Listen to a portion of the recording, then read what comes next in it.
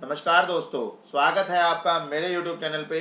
जैसा कि आपको पता है कि हमने एक सीरीज स्टार्ट की हुई है क्वेश्चन पेपर ऑफ एस्टेट 2018 के सॉल्यूशन वन बाय वन यहाँ पर हम डिस्कस कर रहे हैं, जो कि अभी तक 30 क्वेश्चन हम डिस्कस कर चुके हैं पिछली वीडियो में आउट ऑफ 60।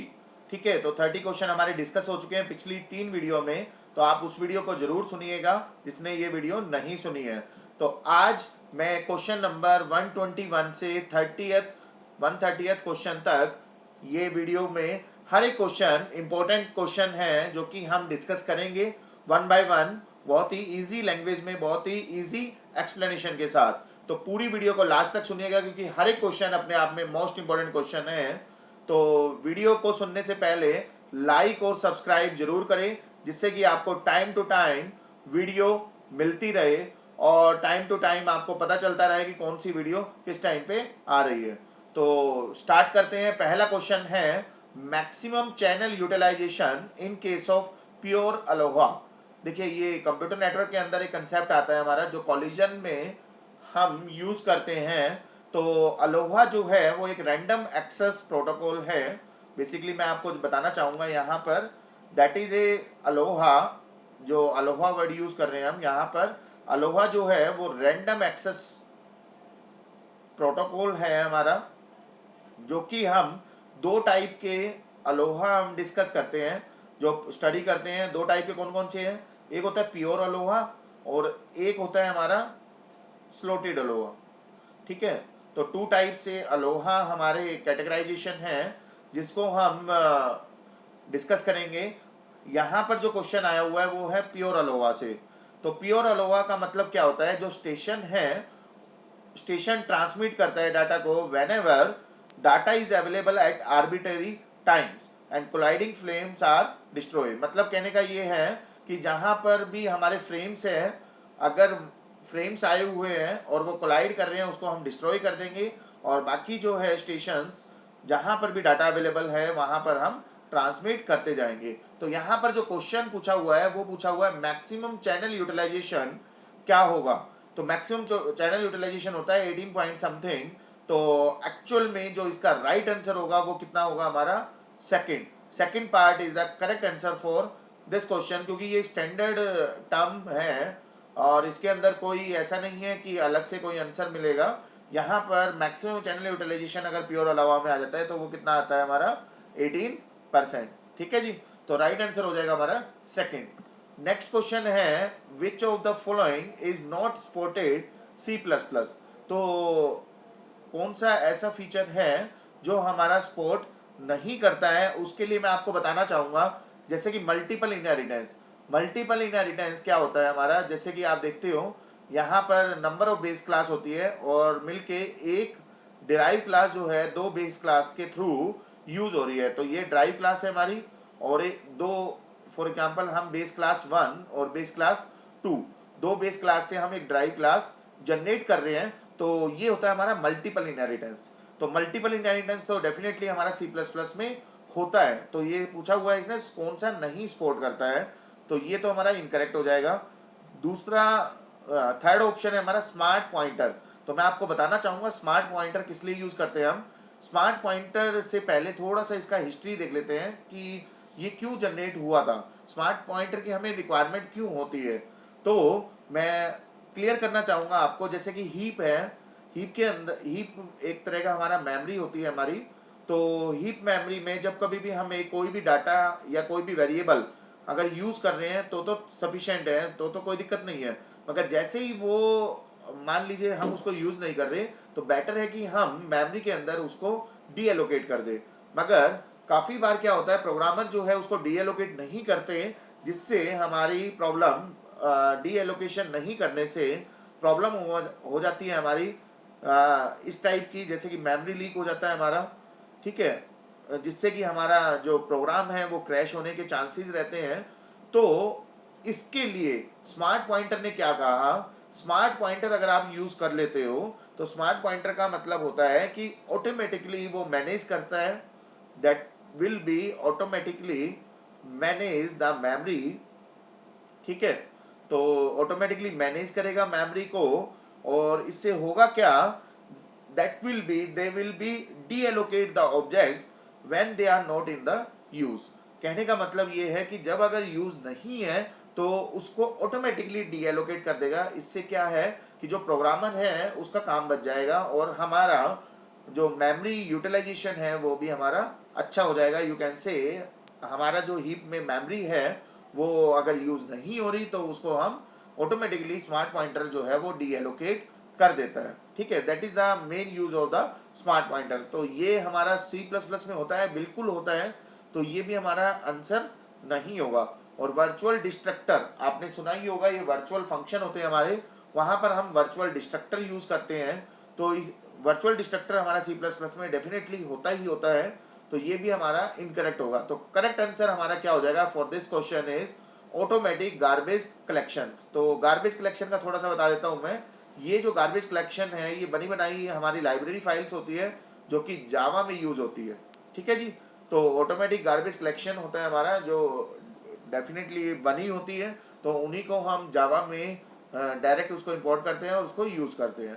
तो ये जावा के अंदर होता है ना कि C++ में। तो automatic garbage collection is the correct answer for this question.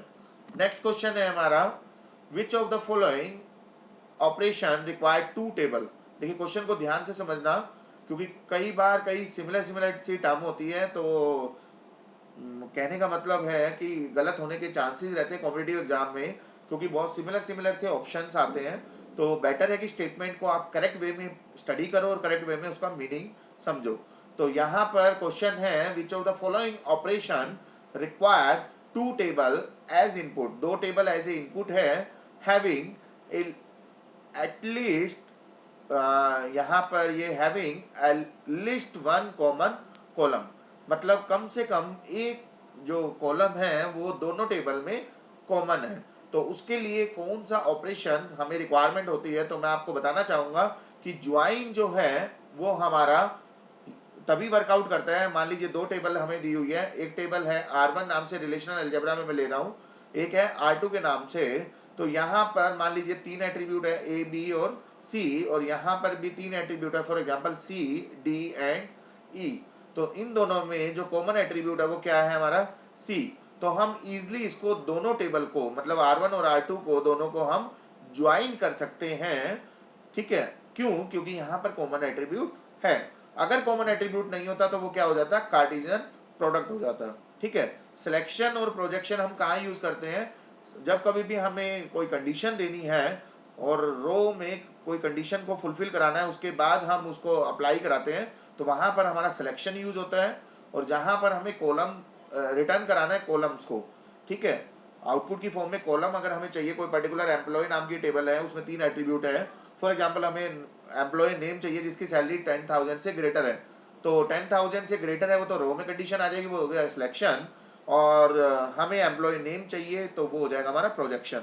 तो ये दोनों के दोनों इनकरेक्ट ऑप्शन है। कार्टेशियन प्रोडक्ट वहां यूज होता है जहां पर दोनों टेबल के अंदर ही यूज होता है, मगर वहां पर कॉमन एट्रीब्यूट नहीं भी है तो भी हम कार्टेशियन प्रोडक्ट यूज करते हैं। तो बेस्ट आंसर होगा इसका ज्वाइन। ज्वाइन कहाँ यूज करते हैं, जहां पर कॉमन एट्रीब्यूट होता है और दोनों को हम इनर ज्वाइन, नेचुरल ज्वाइन, इस टाइप से नंबर ऑफ ज्वाइन है हमारे, तो वो इम्प्लीमेंट करते हैं। ज्वाइन का मतलब होता है कॉमन एट्रीब्यूट होना चाहिए कोई भी दो कॉलम दोनों के अंदर। तो फोर्थ भी हमारा इनकरेक्ट हो जाएगा। क्लियर? नेक्स्ट क्वेश्चन है C++ के अंदर कौन सा इनवैलिड कमेंट स्टेटमेंट है। कमेंट देखिए दो टाइप के होते हैं हमारे, एक होता है सिंगल लाइन कमेंट।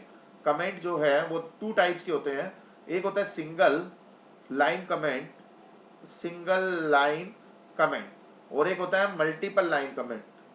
ठीक है, तो सिंगल लाइन कमेंट किससे रिप्रेजेंट करते हैं हम, डबल स्लैश से।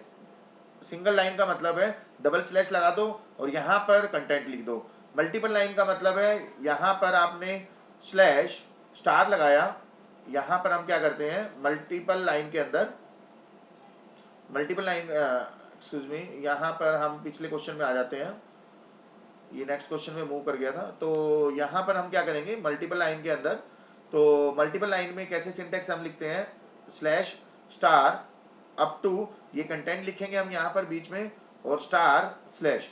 तो इसके बीच में जो भी लिखा होता है वो हमारा कमेंट की तरह काम करता है, मतलब उसको प्रोग्रामर जो है रीड नहीं करता, just for easiness understandable line का मीनिंग समझने के लिए हम कमेंट्स दे देते हैं प्रोग्राम कोडिंग में सी प्लस प्लस के अंदर या सी के अंदर, जिसके अंदर भी हम दे सकते हैं। तो यहाँ पर सी प्लस प्लस में पूछा हुआ है, दो टाइप के हमारे कमेंट होते हैं। तो आप देख सकते हो पहला ऑप्शन यहाँ पर लिखा हुआ है स्लैश स्टार, उसके बाद कुछ भी लिखा हुआ है, लास्ट में है स्टार स्लैश। तो ये बिल्कुल वैलिड है हमारा। बीच में ये जो ये वाला पार्ट लिखा हुआ है कंफ्यूज करने के लिए इसने दिया हुआ है, डजंट मैटर, ये हमारा क्या है, स्टेटमेंट है। ठीक है जी। तो आपको स्टार्टिंग वाला ध्यान रखना है और लास्ट वाला ध्यान रखना है। तो ये वैलिड है बिल्कुल हमारा, ये वाला पॉइंट, ये पहला हमारा वैलिड है। सेकंड देखिए, सेकंड में सिंगल लाइन कमेंट है, आप देख सकते हो, ये भी कंफ्यूज करने के लिए आपको दिया हुआ है। ये जो है ये वाला पोर्शन डबल लाइन दी हुई है, उसके बाद जो भी लिखा हुआ है वो हमारा एक तरह का कमेंट की फॉर्म में है, तो ये भी हमारा वैलिड है। ठीक है। अब थर्ड ऑप्शन देखिए, यहाँ पर स्लैश, मैंने अभी आपको बताया था slash star then star slash. तो यहाँ पर देखिए है तो वही स्लैश स्टार और उसके बाद स्टार स्लैश है, मगर ये जो स्लैश है ये दूसरा स्लैश यूज किया हुआ है, ये वाला स्लैश यूज किया हुआ है, और होता कौन सा है हमारा, ये वाला। तो ये हमारा गलत है, तो हम कह सकते हैं ये हमारा इनवैलिड है। तो थर्ड ऑप्शन हमारा करेक्ट होगा। ये सिंगल लाइन कमेंट है जो कि स्टार्टिंग है हमारी डबल स्लैश से, उसके बाद कमेंट लिखा हुआ है। तो एक्चुअल में रियल आंसर हो जाएगा, जो इनवैलिड होगा वो होगा हमारा थर्ड। ठीक है जी। नेक्स्ट क्वेश्चन है, फुल फॉर्म पूछी हुई है हमारी यूआरएल की। यूआरएल क्या होता है, हमारा यूनिफॉर्म रिसोर्स लोकेटर होता है, जो कि थर्ड ऑप्शन हमारी फुल फॉर्म है। फिर भी मैं आपको मीनिंग क्लियर कर देता हूँ। फॉर एग्जाम्पल, आपका एग्जाम्पल के फोन में http/ इस टाइप से आप यूज करते हो, फॉर एग्जाम्पल www.example.com, इस टाइप से कोई भी साइट का नाम है और लास्ट में इस टाइप से लिखा होता है।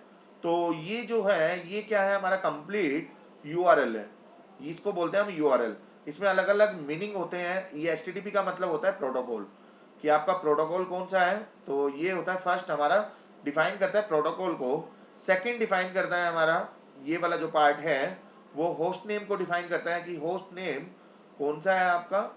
जैसे कि आप देखते हो www.google.com, तो ये वो हो जाएगा हमारा होस्ट नेम। और लास्ट में जो ये होता है ये है हमारी फाइल नेम। ठीक है। So that will be the complete meaning of the URL. But यहाँ पर क्वेश्चन में था यूआरएल स्टैंड्स फॉर, तो वो हो जाएगा हमारा यूनिफॉर्म रिसोर्स लोकेटर। तो third is the correct answer for this question. Next question है हमारा सिक्वल क्वेरी के ऊपर क्वेश्चन आ रहा है। तो सिक्वल क्वेरी के ऊपर काफ़ी क्वेश्चन आते हैं किसी भी कॉम्पिटिटिव एग्जाम में। मैंने इसकी अलग से डिस्क्रिप्शन बॉक्स में भी आपको मिल जाएगी, पूरी की पूरी प्लेलिस्ट बनाई हुई है डीबीएमएस की 50 मोस्ट इंपोर्टेंट क्वेश्चन की। इस टाइप से ऑपरेटिंग सिस्टम, ऑटोमेटा, हर एक टाइप के क्वेश्चंस की हमने यहाँ पर वीडियो बनाई हुई है, तो आप उनको भी सुन सकते हो फॉर इजी अंडरस्टैंडेबल, जिससे कि आपको दिक्कत ना आए कि मीनिंग क्या है यहाँ पर। फिर भी मैं आपको क्लियर करूँगा, हर क्वेश्चन का मीनिंग यहाँ पर क्लियर करता जा रहा हूँ। जैसे कि इस क्वेश्चन के अंदर दिया हुआ है सेलेक्ट कमांड होती है हमारी टाइटल एंड नेम, दो एट्रीब्यूट को इसने सेलेक्ट किया है, टाइप और title and name from the employee नाम की टेबल है। देखिए यहाँ पर जो क्लोज यूज किया गया है वो यूज किया गया है हमारा ऑर्डर बाय।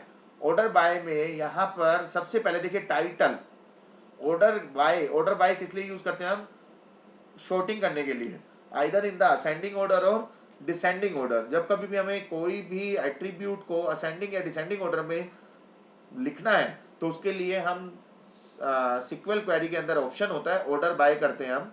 ठीक है। तो यहाँ आप देख सकते हो टाइटल के साथ कुछ भी नहीं लिखा हुआ, टाइटल के साथ ये मेंशन नहीं है कि असेंडिंग ऑर्डर होगा या डिसेंडिंग ऑर्डर होगा, मगर नेम के साथ मेंशन है कि ये कौन सा ऑर्डर होना चाहिए। नेम जो आपको रिक्वायरमेंट है क्वेरी के अंदर वो क्या चाहिए आपको, डिसेंडिंग ऑर्डर में। तो मैं आपको ये बताना चाह रहा हूँ, ये तो नेम जो आएंगे वो डिसेंडिंग ऑर्डर में आएंगे, और टाइटल जो है जब कभी भी कुछ भी मेंशन नहीं होता ऑर्डर बाय के साथ, तो बाय डिफॉल्ट हमारा जो ऑर्डर होता है वो होता है असेंडिंग ऑर्डर।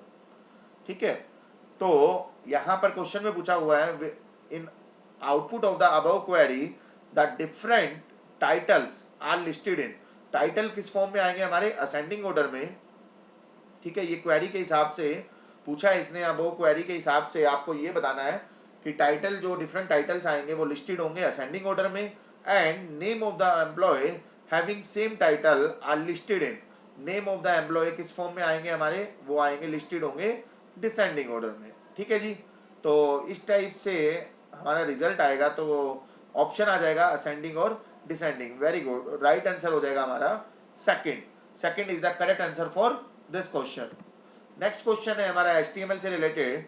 तो HTML में यहाँ पर क्वेश्चन जो पूछा हुआ है, जनरली स्टूडेंट जो है अगर आइडिया नहीं है तो इसमें गलती करते हैं। जैसे कि यहाँ पर पूछा हुआ है P जो यूज़ करते हैं हम वो पैराग्राफ के लिए यूज़ करते हैं। ठीक है जी, P जो टैग यूज़ किया गया है वो पैराग्राफ के लिए यूज़ करते हैं। पैराग्राफ का मतलब होता है जो भी आप इसके बीच में लिखते हो वो आपका प्रिंट होता है। ठीक है, जैसे कि इसके सेंटर में लिखा हुआ है दिस इज तो आएगा ही आएगा यहाँ पर। ठीक है, सबसे पहले आ जाएगा दिस इज, उसके बाद देखिए एक और टैग यूज किया गया है। तो मैं आपको क्लियर कर दूं, HTML के अंदर रूल होता है जो लास्ट में टैग ओपन होता है वही सबसे पहले क्लोज होता है। तो आप देख सकते हो P ओपन हुआ था यहाँ पर और डेल ओपन हुआ, तो सबसे पहले जो क्लोज होगा वो क्या होगा, जो लास्ट में ओपन हुआ है। तो लास्ट में ओपन कौन सा हुआ है, डेल, तो डेल ही हमारा सबसे पहले क्लोज होगा। उसके बाद INS इंसर्ट नाम से ये टैग ओपन होगा, तो P पहले हुआ था उसके बाद इंसर्ट हुआ, तो इंसर्ट सबसे पहले क्लोज होगा। तो आप देख सकते हो P लास्ट में क्लोज हुआ है और इंसर्ट पहले हुआ है। तो ये तो हो गया basic overview of the HTML। अब मीनिंग समझते हैं, this is as it is print हो जाएगा। उसके बाद ये जो वेब है वो किसके सेंटर में है, वो डेल से स्टार्ट हुआ और डेल यहाँ पर क्लोज कर रहा है, मतलब वेब जो है वो इसको चाहिए, उसमें जो इम्प्लीमेंट हो रहा है वो कौन सा टैग इम्प्लीमेंट हो रहा है, डेल नाम से। तो डेल का काम क्या होता है, जब कभी भी जो भी टेक्स्ट उसके बीच में लिखा होता है उसको वो स्ट्राइक कर देता है। स्ट्राइक मतलब इस टाइप से प्रिंट करता है।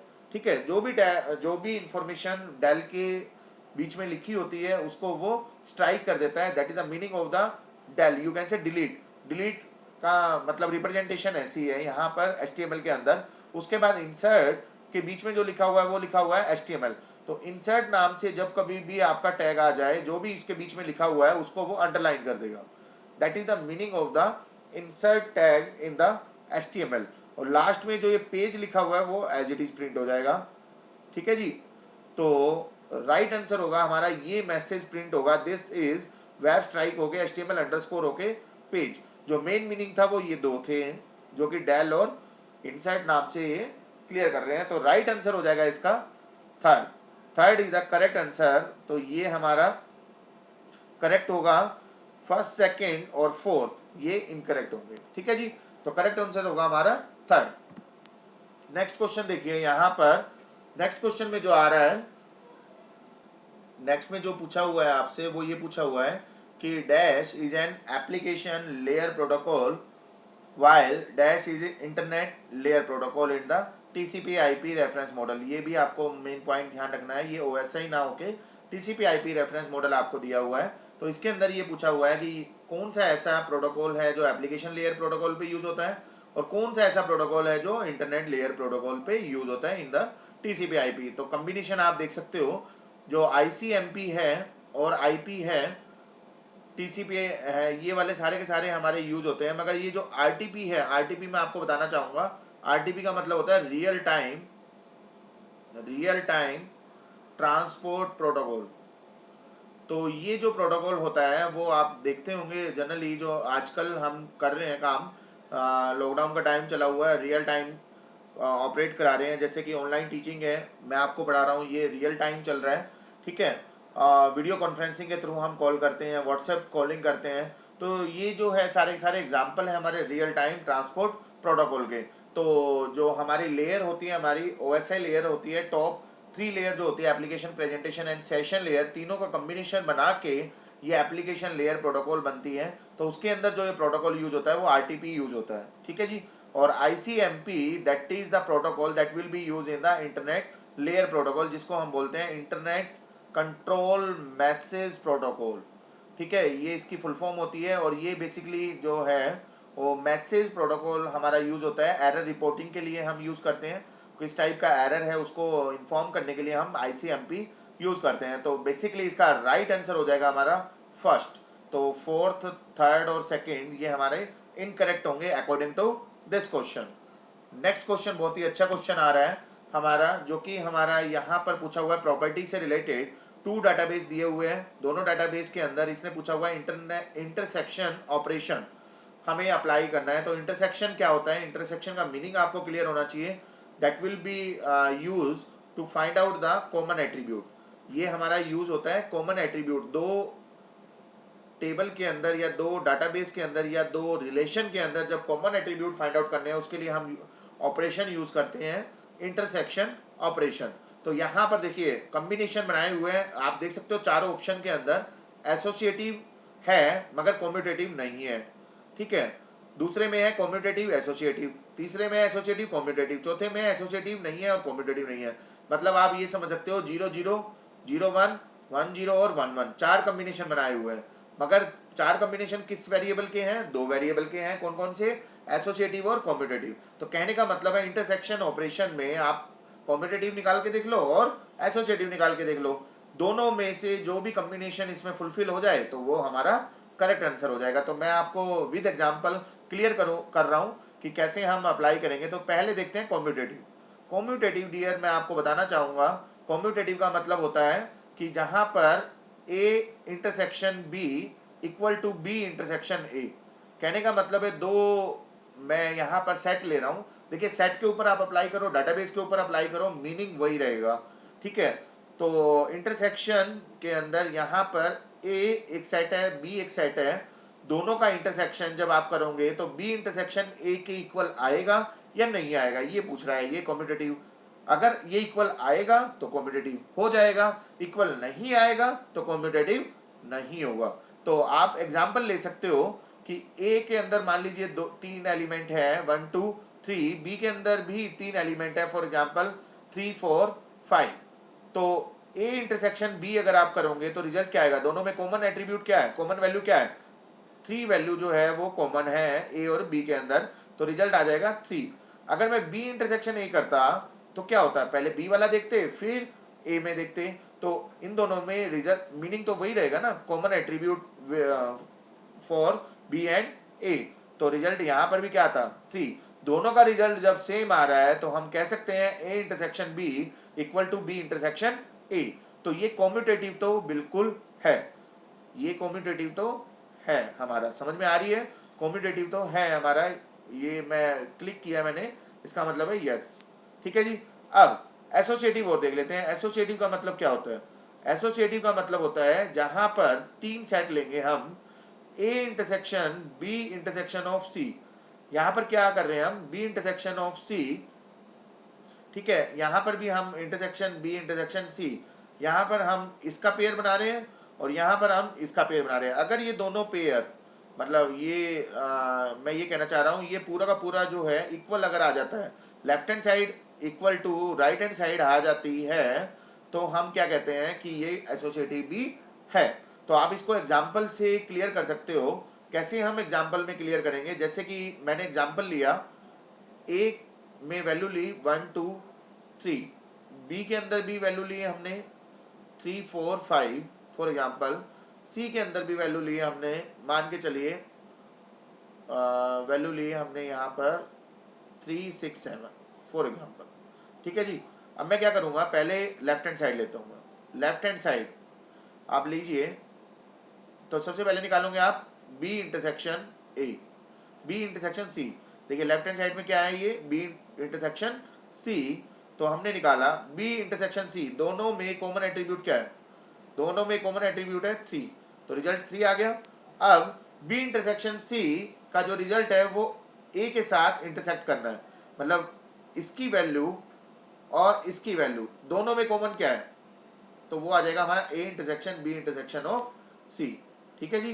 तो 3 1 2 3 में कॉमन क्या है 3, तो रिजल्ट क्या आ गया इसका लेफ्ट हैंड साइड में 3। समझ में आ रही है बात। इसी तरह से हम राइट हैंड साइड निकाल लेंगे।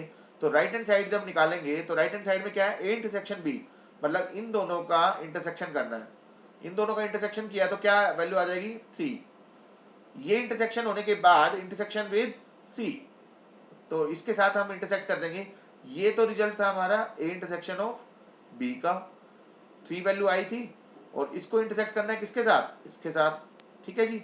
तो इन दोनों में से कॉमन वैल्यू क्या है हमारी 3, तो 3 कॉमन वैल्यू है, तो इसका रिजल्ट भी क्या आ रहा है हमारा 3, तो दोनों वैल्यू इक्वल है, तो हम कहेंगे कि एसोसिएटिव भी ये है, ठीक है जी। ये एसोसिएटिव भी है हमारा और कॉम्पिटेटिव भी है, दोनों के दोनों फुलफिल कर रहे हैं, तो हम कह सकते हैं third option is the correct option, first second और फोर्थ नहीं होगा, ठीक है जी। तो इस तरह से एग्जांपल से आप सॉल्व कर सकते हो, रिलेशन में भी ले सकते हो, एट्रीब्यूट को लेके आप इसको सॉल्व कर सकते हो, मीनिंग वही रहेगा, बस यहाँ पर मैंने सेट ले लिया, आप रिलेशन को लेके भी इसको सॉल्व कर सकते हो, मीनिंग में कोई भी डिफरेंस नहीं आएगा, मतलब रिजल्ट यही आएगा, ठीक है जी। तो कॉम्पिटिटिव एग्जाम में हमें ये नहीं देखना होता कि कंसेप्ट हमने किस तरह से लगाया, हमें मेन होता है कि आंसर जो है वो सेम आना चाहिए, ठीक है जी। नेक्स्ट क्वेश्चन है हमारा last question for this video, ये भी बड़ा अच्छा क्वेश्चन है जो जनरली एग्जाम में आता है, ये हमें इन ऑर्डर और प्री ऑर्डर दिए हुए हैं, देखिए मैं लिख लेता हूं यहाँ पर, इन ऑर्डर दिया हुआ है हमारा Q S P T R you, इस टाइप के काफ़ी क्वेश्चन मैंने अपनी वीडियो में बना रखे हैं, तो आप उन क्वेश्चन को भी देख सकते हो, बहुत अच्छे क्वेश्चन मैंने सॉल्व करा रखे हैं, 50 MCQ की सीरीज बनाई हुई है, तो उसको भी आप देख सकते हो एक बार। तो देखिए इन ऑर्डर जो होता है वो आपका होता है हमारा क्या होता है, लेफ्ट रूट राइट, ठीक है। प्रॉपर्टी जो होती है हमारी ट्रैवर्जिंग की इन ऑर्डर की, प्री ऑर्डर में होता है रूट सबसे पहले होता है लेफ्ट एंड राइट, ठीक है जी। तो यहाँ पर सबसे पहले ये ध्यान रखना है ट्री यूनिक कब बनेगी, जब इन ऑर्डर के साथ कोई भी एक ऑर्डर दिया होगा, ये प्रॉपर्टी होती है हमारी इन ऑर्डर के साथ, डजंट मैटर कि वो प्री ऑर्डर है या पोस्ट ऑर्डर है, हमारी ट्री हमेशा यूनिक बनेगी। अगर प्री ऑर्डर और पोस्ट ऑर्डर दिया हुआ है तो यूनिक ट्री नहीं बनेगी, उसका कोई यूनिक सॉल्यूशन नहीं होगा, सॉल्यूशन तो होगा मगर वो यूनिक नहीं होगा, ठीक है जी। तो अब यहाँ पर जो हम ट्री बनाएंगे, सबसे पहले ट्री बनाएंगे क्योंकि क्वेश्चन में पूछा हुआ है कि इसका पोस्ट ऑर्डर क्या होगा, ठीक है जी। क्वेश्चन में ये पूछा हुआ है what is the post order traversal for T, क्योंकि ट्री हम बनाएंगे बाइनरी ट्री, तो बाइनरी ट्री का मतलब होता है एटमोस्ट 2 चाइल्ड होंगे हर एक नोड के कॉरस्पॉन्डिंग, ठीक है जी। अब यहाँ पर कैसे बनाएंगे ट्री, तो उसके लिए सिंपल सा है, हमें पता है कि रूट नोड से हम ट्री को स्टार्ट करेंगे सबसे पहले, तो रूट हमें पता है कहाँ पर मिलेगा, रूट जो होता है that is the very first node in the pre order, pre order हमें गिवन है, तो रूट नोड क्या हो जाएगा हमारा P, P is the root node, इसको हम मार्क कर लेंगे इन ऑर्डर में, इन ऑर्डर में हमने मार्क कर लिया, तो सबसे पहले हमें पता चल गया रूट क्या होगा। अब हम ट्रैवर्जिंग स्टार्ट करेंगे इन ऑर्डर में, रूट के बाद नेक्स्ट नोड क्या है क्यू, ट्रैवर्जिंग हम करेंगे प्री ऑर्डर के अंदर मगर उसको देखेंगे हम इन ऑर्डर में, that is the method to create any tree, ठीक है। तो नेक्स्ट नोड हमारा क्या आ रहा है क्यू, क्यू जो है वो इन ऑर्डर में कौन सी पोजीशन पे है, पी के लेफ्ट में है, तो पी के लेफ्ट में हम क्यू को इंसर्ट कर देंगे, that is the method to create any tree, ठीक है। उसके बाद नेक्स्ट नोड आ रहा है हमारा एस, तो एस जो है वो क्यू के राइट में है मगर पी के लेफ्ट में है, पी के लेफ्ट में तो है मगर क्यू के राइट में है, तो एस कहाँ इंसर्ट हो जाएगा यहाँ पर, ठीक है जी। अगला नोड आ रहा है हमारा आर, तो पी के राइट में आर नोड है तो आर यहाँ पर इंसर्ट हो जाएगा। उसके बाद नेक्स्ट नोड आ रहा है हमारा टी, पी के राइट में है मगर टी के लेफ्ट में है, तो आर के लेफ्ट में क्या आ जाएगा टी, ठीक है जी। यू, यू जो है वो सबसे पहले देखिए रूट नोड से देखा करो, पी के राइट में है, पी के राइट में है, फिर पी के राइट में क्या मिल रहा है इसको आर, आर के भी कहाँ पर आएगा ये यू राइट में, तो आर जो है वो कहाँ इंसर्ट हो जाएगा हमारा राइट साइड, ठीक है जी। तो that is the method to create any tree with the help of in order and pre order, that is the method, ठीक है जी। अब आप क्या करोगे यहाँ पर, सॉरी ये आर नहीं है, ये गलती से मैंने लिख दिया है, हम लास्ट वाला नोड क्या था हमारा यू, तो ये नोड जो है हमारा वो यू है। तो अब देखिए हमें क्या बनाना है पोस्ट ऑर्डर, पोस्ट ऑर्डर क्या होता है हमारा, पोस्ट ऑर्डर की प्रॉपर्टी होती है हमारी लेफ्ट राइट रूट, तो यहां पर देखिए लास्ट में रूट होता है हमारा, तो ट्रैवर्जिंग करेंगे हम रूट नोड से ही स्टार्ट करेंगे, मगर सबसे पहले किसको विजिट करेंगे हम, सबसे पहले लेफ्ट, पी के लेफ्ट में जाएंगे, क्यू मिल गया, क्यू के भी लेफ्ट में जाएंगे मगर क्यू के लेफ्ट में कुछ भी नहीं है, कुछ भी नहीं है तो इसका मतलब है यू कैन से एम्प्टी है, तो लेफ्ट के बाद किसको प्रेफरेंस देंगे हम राइट, तो Q के राइट में जाएंगे, राइट में क्या मिल गया इसको, S, तो S को ये विजिट कर लेगा। ध्यान रखना S के भी लेफ्ट में जाएगा, क्योंकि S जो है वो रूट नोड बन जाएगा अगर इसके लेफ्ट में होता तो कुछ ना कुछ, ठीक है। तो रूट से पहले किसको ट्रेवर्स करेगा, ये लेफ्ट को। तो मगर S के ना तो लेफ्ट में कुछ है ना ही राइट में कुछ है, तो S को हम यू कैन से प्रिंट कर देंगे, ठीक है जी। उसके बाद ये वाला प्रिंट हो गया। प्रिंट होने के बाद ऊपर जाएंगे, ऊपर जाने के बाद अब देखेंगे P के लेफ्ट में कोई चीज बची है, नहीं बची, तो Q को भी हम विजिट कर लेंगे, क्योंकि Q का लेफ्ट पार्ट हो चुका है, राइट पार्ट हो चुका है। लेफ्ट और राइट होने के बाद हम किसको प्रेफरेंस देंगे, रूट को। तो Q इस टाइम पे क्या बन गया है, रूट बन गया है, तो Q को हम प्रिंट कर देंगे, ठीक है जी। उसके बाद अब P का लेफ्ट पार्ट हो चुका है, लेफ्ट पार्ट होते ही हर नोड पे ध्यान रखना ये प्रॉपर्टी फुलफिल करेंगे हम, लेफ्ट राइट एंड रूट। तो P के लेफ्ट में कंप्लीट हो गया है। अब लेफ्ट कंप्लीट होते ही कहाँ जाएंगे हम, राइट में। तो P का राइट पार्ट क्या है, R। R के लेफ्ट में वही चीज, R जो है वो रूट नोड है, रूट से पहले किसको विजिट करेंगे हम, लेफ्ट को। तो R के लेफ्ट में क्या मिल गया हमें, T। तो अब हम T के भी लेफ्ट में जाएंगे मगर कुछ नहीं मिला, T के राइट में जाएंगे कुछ नहीं मिला, तो T को हम प्रिंट कर देंगे, ठीक है जी। क्योंकि T का लेफ्ट और राइट नहीं है तो हम T को रूट मान के इसको प्रिंट कर देंगे, ठीक है जी। तो ये लेफ्ट पार्ट हो चुका है R का। लेफ्ट पार्ट होते ही लेफ्ट के बाद क्या आएगा, राइट। तो T के बाद हम कहाँ जाएंगे, राइट। राइट क्या है, U के लेफ्ट में जाएंगे, राइट में जाएंगे, कुछ भी नहीं है तो इसको हम प्रिंट कर देंगे, U को प्रिंट कर देंगे, ठीक है जी। अब R का लेफ्ट पार्ट भी कंप्लीट हो गया है, प्रिंट हो गया, मतलब राइट पार्ट भी हो गया है। तो अब किसकी टर्न आएगी, लेफ्ट और राइट हो गया तो रूट की टर्न आएगी, तो R को प्रिंट कर देंगे, ठीक है जी। इस तरह से हम इस प्रॉपर्टी को नहीं भूलेंगे, हमेशा इसको फुलफिल करते जाएंगे, लेफ्ट राइट एंड रूट। अब देख सकते हो आप P का लेफ्ट पार्ट हो चुका है, राइट पार्ट कंप्लीट प्रिंट हो गया है, कंप्लीट प्रिंट हो गया है। अब फाइनली रूट को हम प्रिंट कर देंगे। तो आप देख सकते हो लास्ट में हमें रूट मिलेगा, पोस्ट ऑर्डर के अंदर लास्ट में रूट क्या है हमारा, P। तो डायरेक्टली आप ये कह सकते हो फोर्थ ऑप्शन तो इनकरेक्ट होगा, क्योंकि लास्ट में P नहीं है, और P हमें पता चल चुका था, रूट पहले ही पता चल गया था कि फोर्थ ऑप्शन तो हो ही नहीं सकता, ठीक है जी। अब देखते हैं कौन सा ऑप्शन होगा, SQTURP, थर्ड ऑप्शन हमारा मैच कर रहा है। तो that is the right answer for this question. First, second और फोर्थ इनकरेक्ट हो जाएंगे फॉर दिस क्वेश्चन। तो होपफुली आपको समझ में आया होगा। तो प्लीज वीडियो को लाइक करने के साथ साथ सब्सक्राइब जरूर करें। Thank you, thanks to all.